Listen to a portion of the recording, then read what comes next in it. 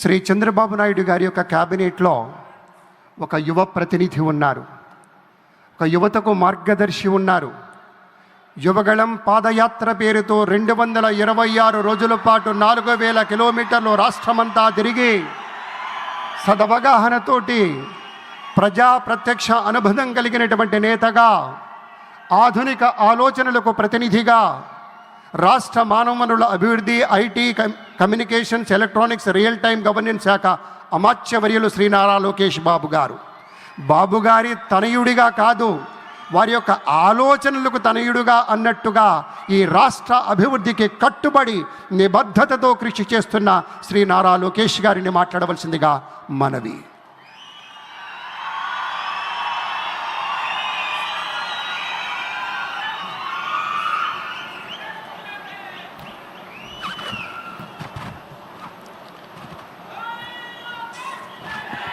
అమరావతి నమో నమః, అమరావతి నమో నమః, అమరావతి నమో నమః.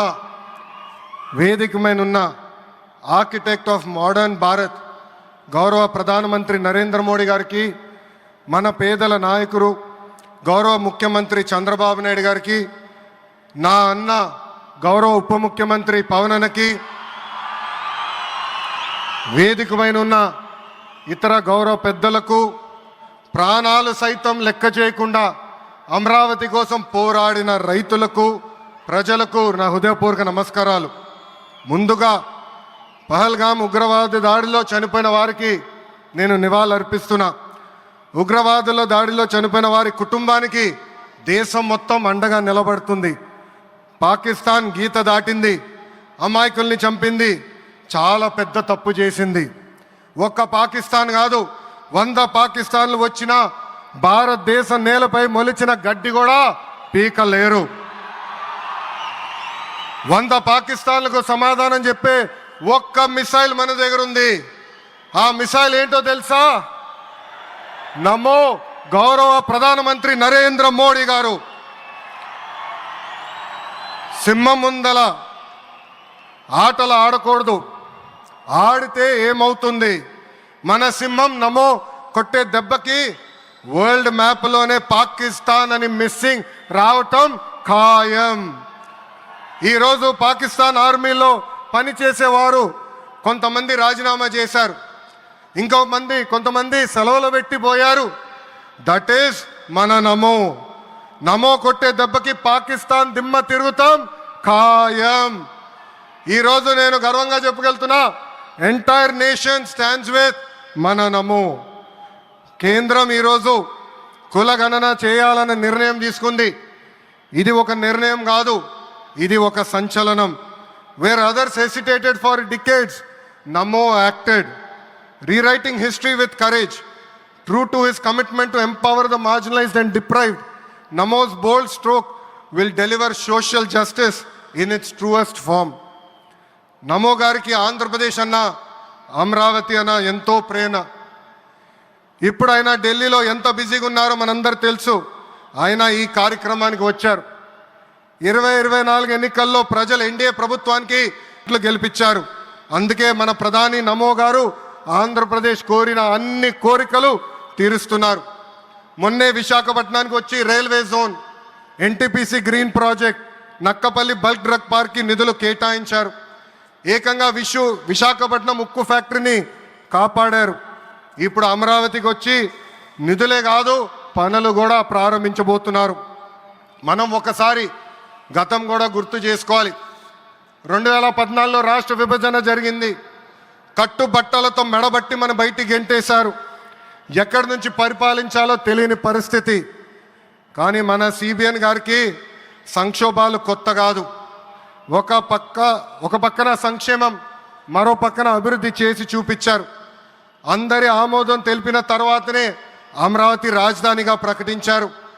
రైతులు చేసిన త్యాగం వల్ల ఈరోజు అమరావతి ఏర్పడింది. ఒకే రాజధాని, అభివృద్ధి వికేంద్రీకరణ అనే ఎజెండాతో మన ప్రభుత్వం ముందరికెళ్ళింది. రాయలసీమను ఎలక్ట్రానిక్స్, ఆటోమోటివ్, రెన్యూవబుల్ ఎనర్జీ హబ్గా తయారు చేశాం. గోదావరి జిల్లాలో ఆక్వాని పెద్ద ఎత్తున ప్రోత్సహించాం. ఉత్తరాంధ్రలో ఐటీ ఫార్మా కంపెనీలు కూడా ఆనాడు మనం తీసుకొచ్చాం.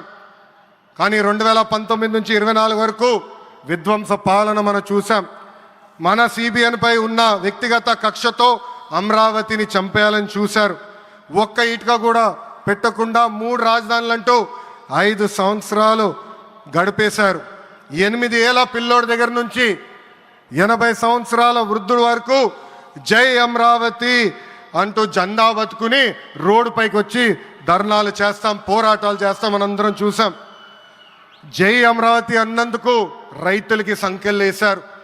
జై అమరావతి అన్నందుకు ఇచ్చారు. జై అమరావతి అన్నందుకు రైతుల్ని ఏకంగా పెయిడ్ ఆర్టిస్టులు అన్నారు. ఎన్ని అరాచకాలు చేసినా అమరావతి రైతులు తగ్గేదే లేదన్నారు. 1631 రోజుల పాటు అమరావతి ఉద్యమం కొనసాగింది. 2070 మంది రైతులు చనిపోయారు. సుమారుగా 3000 మంది రైతుల పైన ఆనాటి ప్రభుత్వం దొంగ కేసులు పెట్టింది. ఎన్ని కుట్రలు చేసినా జై అమరావతి అన్న నినాదం ఆపలేకపోయారు. అయినా ఆపేదానికి పీకేదానికి అమరావతి ఎవరో ఇంట్లో పెంచుకున్న మొక్క కాదు, జనం గుండెల్లో దాచుకున్న ప్రజా రాజధాని. అమరావతికి శంకుస్థాపన చేసింది ఎవరు? మన నమో శంకుస్థాపన చేసిన అమరావతి ఆపే దమ్ము ఎవరికి లేదు.